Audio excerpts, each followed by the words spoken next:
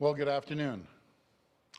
My friends, I know many Ontarians are thinking about their plans for the holidays.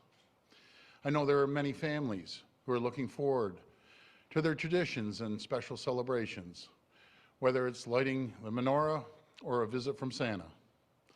And after the year we've had, it's important that we find some time over the holidays, but we have to do it safely.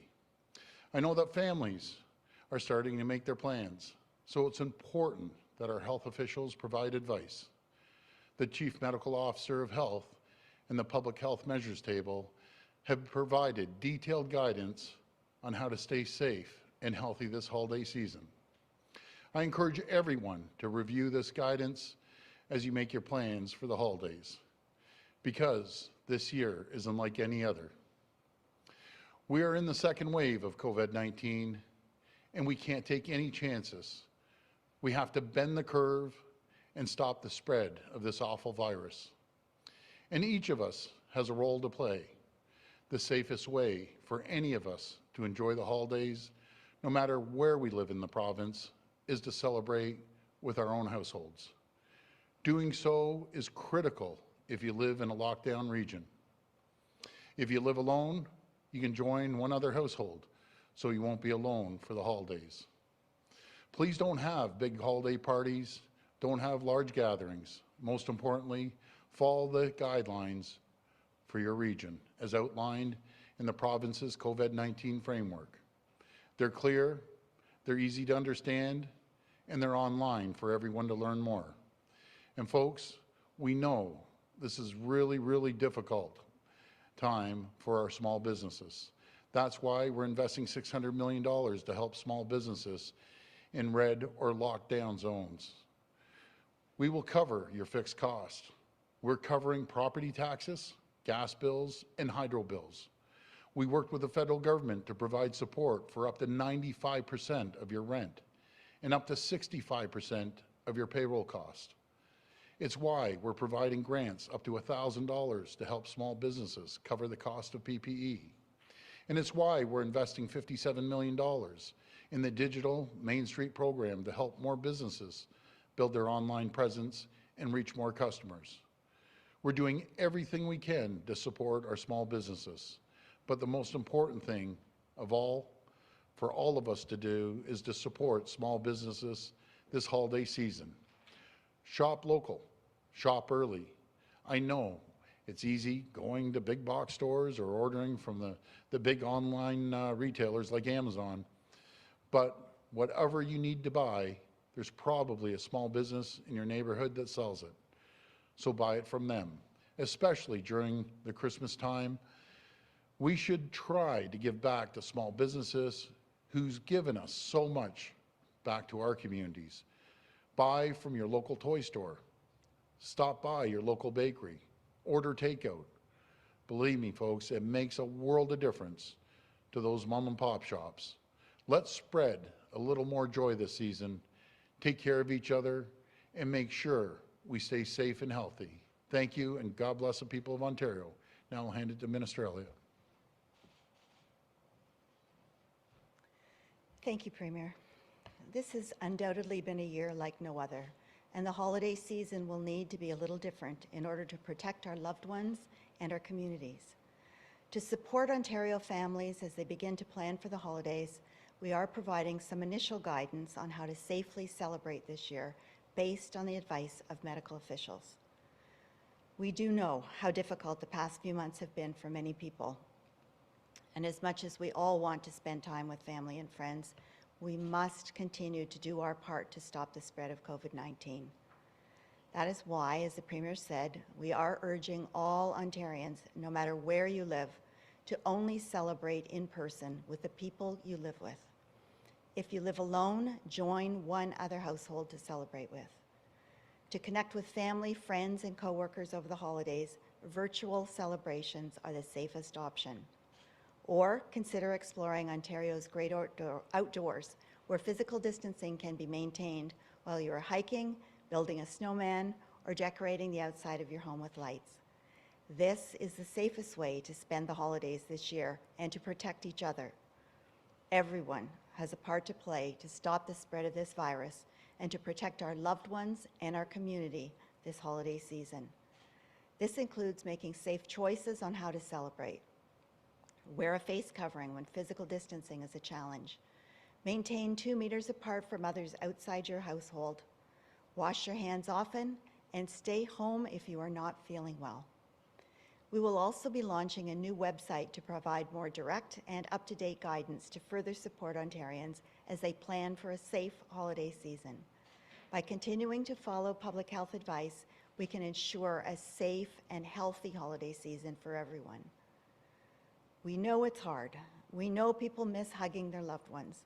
But with the recent news about the Pfizer and Moderna vaccines, there's light at the end of the tunnel. We're almost there. But now more than ever, it's important to follow the public health advice so that next year we can all be together for the holidays. Thank you. Before I take questions, I need to address today's Auditor General's report. Folks, I welcome scrutiny. I've stood here and taken questions every single day. But the reality is that between the Minister of Health and the Minister of Long-Term Care, 2,744 work hours, I'm going to repeat that, 2,744 work hours, well over a year of work, was taken away from our efforts to fight COVID-19 to support the Auditor General in this report. And ultimately, I have some serious, serious problems with this report. To say that Dr. Williams wasn't leading this response, it just isn't right. It's actually wrong. This does nothing but undermine our entire health team, and I can't stand for this, and I'll tell you, I won't stand for this.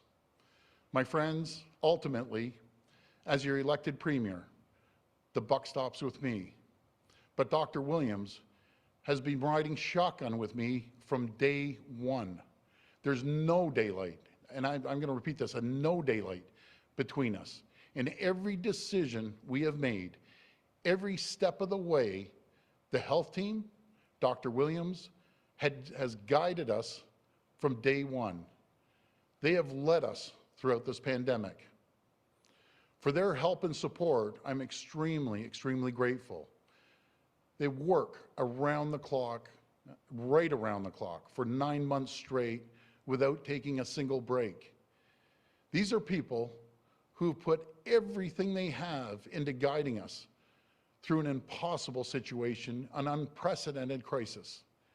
And we owe them a debt of gratitude. For the Auditor General to undermine them right now as they work morning, noon, and night to get us through the second wave, I have to question that. My friends, from the outset of this pandemic, we have moved at rapid speed. We have broken down silos. Our entire government has been working together. Every single ministry has been working together to tackle this pandemic. And the results speak for themselves. Ontario has the lowest rate of active COVID-19 cases among all provinces outside of Atlantic Canada. At 89 cases per 100,000 people. Compare that to other provinces. Ontario, 89 cases. Quebec, 128 cases. British Columbia, that was in this report. Ontario, 89 cases. British Columbia, 165 cases per 100,000. Ontario, 89 cases. Saskatchewan, 249 cases per 100,000. Alberta, Ontario, 89 cases. Alberta, 305 cases per 100,000. Or we see in Manitoba, 634 cases per 100,000 in Manitoba. In fact, outside of Atlantic Canada and the territories, Ontario has the lowest rate of active COVID-19 cases per 100,000 anywhere in North America. Not Canada, anywhere in North America. Well, no government is perfect. We can all be proud of our heroes, our doctors, starting with Dr. Williams and his team, our nurses, our frontline workers, everyone who has played a part in this. And I want to thank them. And I'll be happy to take questions right now. We'll go to the phone line for questions. First question, please. First question comes from Lucas Meyer at News Talk 1010. Please go ahead. Thank you very much. Hi, Premier. What a day we have right now. Listen, you've got this situation at Adamson where people aren't following the rules and police are admitting mistakes in enforcement. Someone else says they're going to open up their gym in defiance. You've got a rally coming up at Queen's Park tomorrow. You have the Auditor General report acknowledging issues and specific criticisms of your government. You have CFIB on your case. Yep. We all know about the other public health officials that have criticized you. If you're losing people on all sides of the aisle here, if you feel that you're losing people and their support, how are you and the government going to get things back in order, especially with the holidays coming up? And why should people who are doubting the process trust you? Well, they can trust us because of what I just said. We're doing something right, Lucas, when we're leading North America with the lowest active cases. You know, we have guided this province through turbulent storms with the support of Dr. Williams, his health team, Minister of Health, all ministries, working collaboratively with the federal and all 444 municipalities. I get it. People are getting edgy out there, and people want to open up their businesses. Well, I was nice to the guy yesterday. But buddy, let me tell you something, you need to shut down. You're putting people's lives in jeopardy. You know, I always try to be nice the first time, but this guy is just totally ignoring public health officials. You know, that's how this spreads. That's how we get out of hand, like the US states that are out of control right now. People are dying because of COVID-19. And he just wants to say, forget it, and have everyone down there. It's absolutely irresponsible and ridiculous. And then I find out he's doing so well online and take out orders, he opened up a second location, but he wants to defy the guidelines from the chief medical officer. Unacceptable. Do you want to have cases like we see in the US or we see across Canada per capita? Some regions are over 6,000 cases, some are 10,000. You got to be kidding me. You see what's happening in Manitoba and across the other regions? We need to stick together. You want to get through this, we need to stick together. I'm not going to bend. I'm not going to start opening up all the businesses. That would be the most foolish, irresponsible decision anyone has ever made. We need people to pull together, not to go out there and just snub their nose at the regulations that we put forward. You want to see a serious crisis? It'd be a massive crisis if I stopped listening to Dr. Williams, stopped listening to the health table. We'd be in deep, deep trouble. Follow up?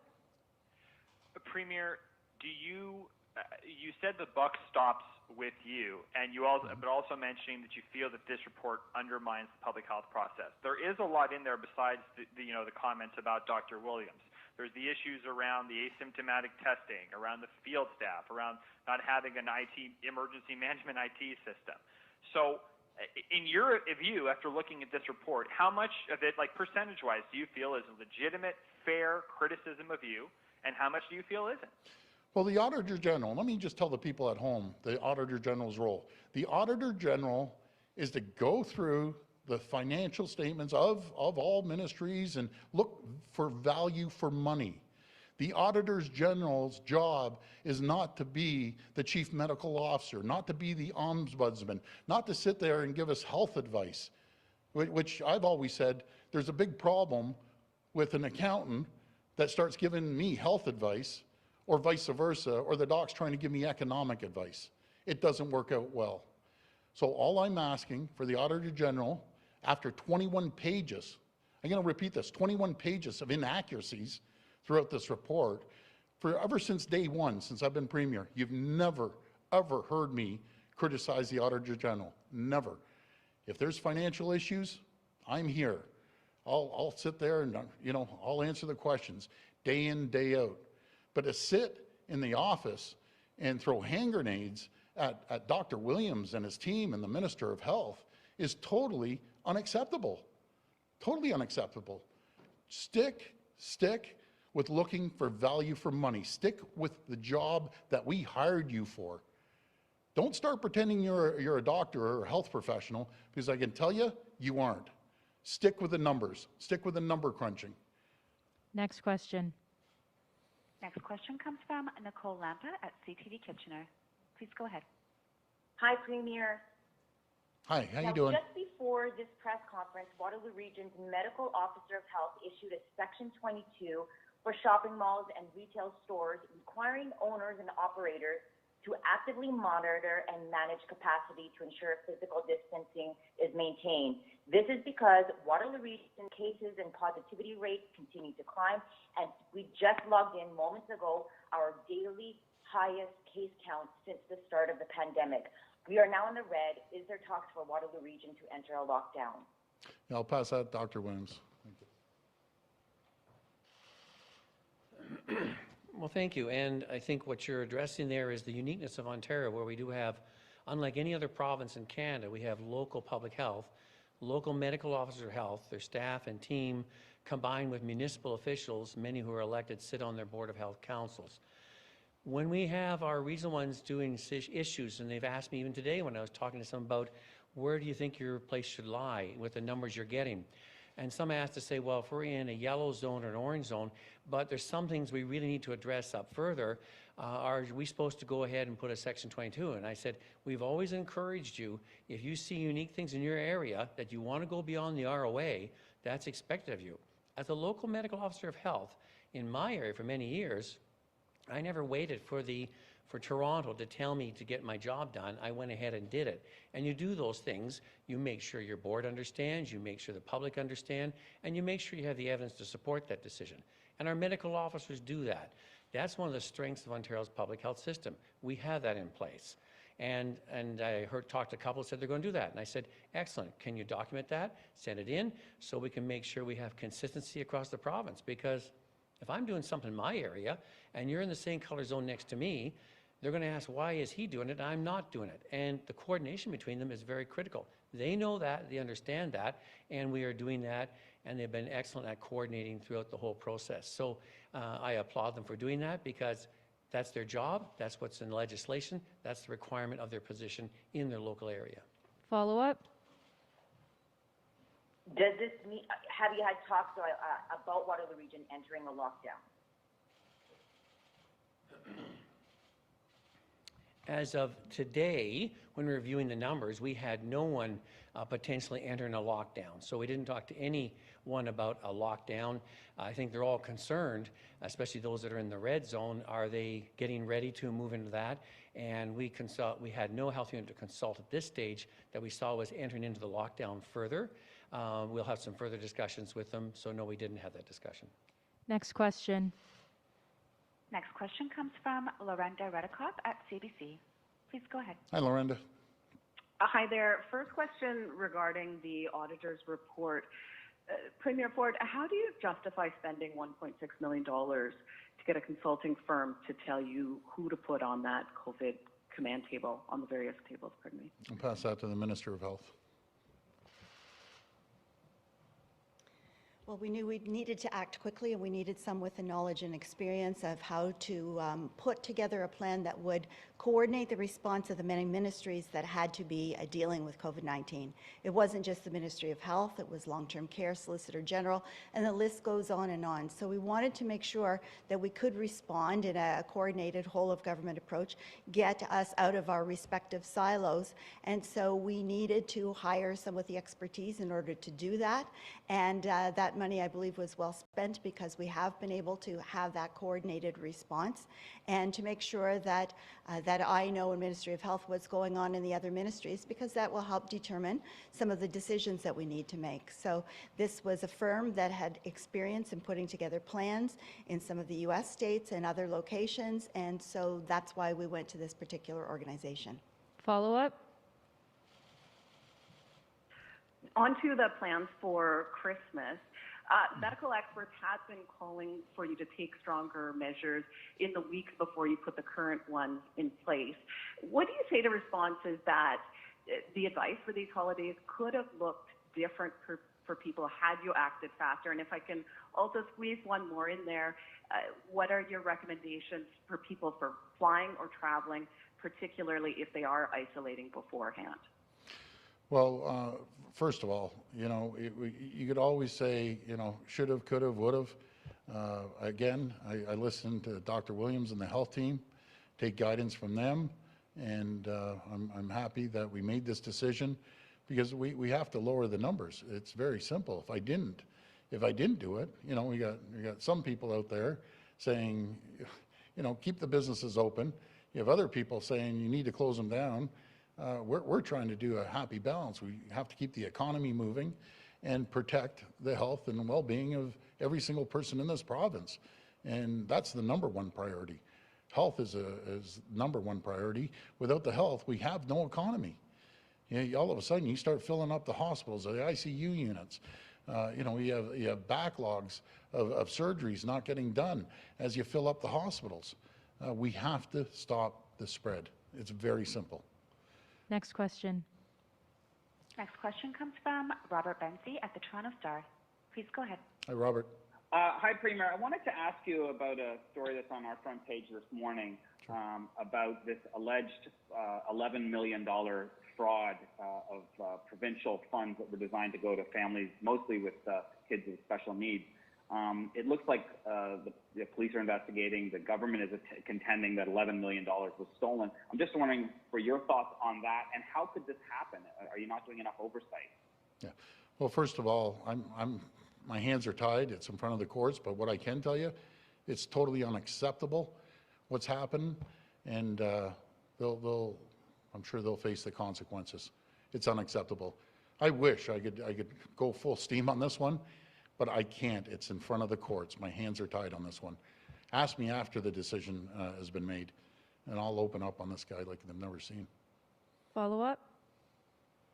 But I mean, hundreds of millions of dollars in provincial money is going out the door. Are you satisfied, not speaking about this specific case, because clearly it's before the courts and you can't, I guess, comment on it, but can you assure taxpayers that their money isn't being stolen or wasted or squandered, given that this kind of theft allegedly happened? There's hundreds of millions of other dollars going out there. Where is it going, and is there enough oversight?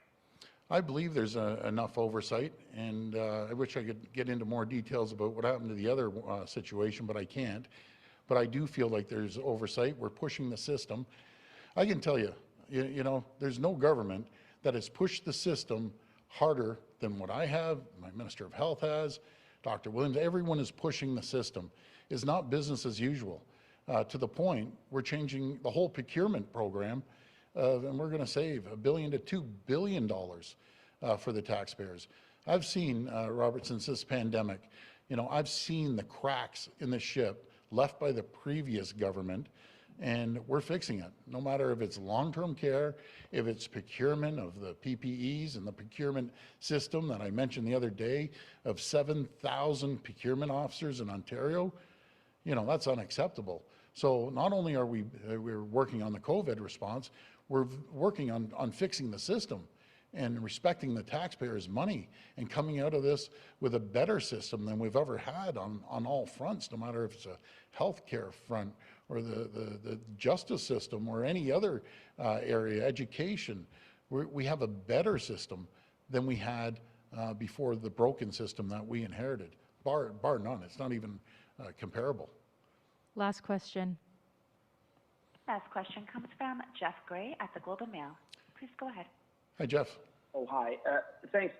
Ms. Springer, I wanted to ask you about some of the language in that Auditor General's report, which you've already addressed a bit, but, confused, disorganized, talks about the tables. There's tables upon tables. I can't keep the tables straight. I defy anyone to keep the tables straight. There are, in fact, the report says people who thought they were on tables, and it turned out they weren't, in fact, on these tables. And the Auditor General goes through a number of decisions that were either delayed or where a decision that was contrary to expert advice ended up being made. Is there not some reforms, some cleanup, a reorg that you would consider that command structure, which just seems on the face of it to be so unwieldy? Yeah, so what I'm going to do is I'm going to first pass it to the Minister of Health, then over to Dr. Williams. But I'm really glad the Auditor General just got a health degree and become a doctor over the last year or so. So I'll pass it over. Well, the health command table was set up very early, as is required during a pandemic or a situation such as we faced. And the health command table did have health experts on it. It was with Dr. Williams as an active participant, with the Public Health Ontario, with the Public Health Measures table, and many other people who were providing advice to us, and ultimately to Dr. Williams, who then provided the recommendations of the entire group to us for consideration and ultimately action. There were many people on the calls, as the Auditor General noted. However, they were not all participants. Many of them were on the calls to listen and to understand what recommendations were being made. Some of them were medical officers of health locally. Some of them were actually on the table. But it was really important to have a coordinated response that many people knew what was happening. And so there were many public health experts at that table, and they did discuss and decide on many issues, and ultimately that was brought forward either by the Public Health Measures table with Dr. Williams or by Dr. Williams alone. And that is the evidence and the data and the recommendations that we relied upon in making the many difficult decisions we've had to make in Ontario. And with that, I'll turn it over to Dr. Williams. Well, thank you. And I think what you're asking is the challenge when you're dealing with a pandemic plan and how it's carried forward, especially in the province the size of Ontario. And in our plan, it's very clear that we started off, although it wasn't noted in the report, because we went through this with SARS. I was there. We went through it with H1N1. And we start with activating our Emergency Operations Center. We did that in the second and third week of January. We started having our stakeholder calls, because one of the things we learned from those other ones, don't keep sending us piles of paper and documents that get more and more confusing. Regular teleconferences, talk to us, let us ask our questions, give us the data, give us the information, give us the situation reports. We want to be kept informed because we have to do our own planning in our own jurisdictions. And we did that. And we continue to send out lots of reports and data. And we try to keep the formal documents clean, as tidy as possible, so we didn't confuse the field. We had learned that in the past, and we didn't do that. When in our plan, if it affects more than just people showing up at a few places for testing, as in travelers, it becomes an issue related to where the hospital healthcare system is starting to be compromised, you form the command table. It's very clear. And the command table is chaired by the minister or her delegate, in this case, the deputy. That's the way it's laid out. And you expand, because maybe one or two hospitals, maybe just the emergency departments, it may be just some other areas. We found very quickly this spread was working, impacting hospitals, emergency departments, congregate settings areas, community health centers, long-term care facilities, retirement homes, and you have to keep adding groups to do that. Why? Because it's a big province, and you have to have all those in place, because you can't wait until it all filters through one desk. That would be inappropriate. And so we formed all these different tables. People have a job, if they're at a table and they don't have the information, they need to not wait for someone to tell them, they need to ask and saying, I was not clear, I need to know, and ask those questions. Why? Because we've got a lot of great people in Ontario. We have great systems to handle, and we have to do that because we have a huge province, we have a wide and varied province, and it didn't happen like in SARS, just in Toronto. It happened throughout the whole province, in urban, dense urban, suburban, rural, and remote. And just as important, our First Nation communities. We have one of the most number in Ontario. Everyone is important. You have to deal with them all and keep it all on the table. And therefore, you have to have different inputs and different parts to make sure everybody is kept informed and understand what their duties and responsibilities are. And if it's not, we need to know, because then we can inform you and answer all your questions. That's how it works, and that's how we have to continue working, because we're not out of it yet, and we'll continue to drive forward. And I really appreciate all the work of all the different people at the tables, and we're talking a lot, and they devoted hours and hours of their own time asking, looking, analyzing, and giving direct advice and clarity to the matters. That's how it works in Ontario, and I really appreciated all the work of our local health units, of our people in Ontario Health, of our health table, of our deputy minister, of all the ADMs. They all took part, and of our government-wide systems, because it affected all parts of government. And this is a big job never before faced by our province, and I really appreciate all the input, and especially the ongoing leadership and receptiveness of the Minister of Health, Deputy Minister, Deputy Premier, and the Premier, who not only I find my advice is easily and readily accepted, they're asking for it. And so I try to make sure it's as clear as possible all the time throughout, and we have to just continue doing that and keep things moving. So thank you for everything's done, and we just ask everybody, stay at the task. We're not there yet. There's a light at the end of the tunnel. We got a lot of big jobs ahead of us, but it looks like we're moving things in the right direction all the time. Follow up? Just to follow up then, you've mentioned your confidence in Dr. Williams. Minister Elliott, I think, stated today on this issue of whether the advice that Dr. Williams, the Public Health Measures Table, and Public Health Ontario make should be made public before it goes to Cabinet, so the public can see what advice is being followed and what advice isn't. Minister Elliott suggested that was the case. We know that's not the case because Dr. Williams has said that multiple times, that he's not able to release that advice. It's a recommendation of the Auditor General. It's a recommendation in the SARS Commission. Will you commit now to allowing the advice that the Public Health Measures Table and Dr. Williams and Public Health Ontario make in a health emergency public, so that the public can evaluate and take you at your word, but the public could actually see firsthand what advice you're following? Well, I appreciate that, and I'll bring that back to Cabinet, and I'll have an answer over the next few days. Again, I'm up here every single day being transparent with the public, and there's information out there all over the place on what we're doing, where we're going, what our plans are. There is no secret here. I've been transparent with the people, but I've been honest with the people. What I know, I come out here the next day or at the latest 2 days later and get in front of the camera and answer the questions to the best of my ability. And I appreciate the support from the Minister of Health and Dr. Williams and the whole team from day one. And we're going to continue focusing on getting this province back on their feet economically. And when we do, we will have the economy booming. As sure as I'm standing here and there is light at the end of the tunnel with the vaccine coming forward.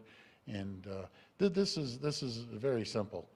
This is about either showing leadership, Dr. Williams, myself, the minister, the whole team, or just sloughing it off and not worrying about things and letting things go hog wild like we're seeing, again, in the U.S., for example. It's out of control. It's easy for when I saw some news, the governor saying, we're opening everything up.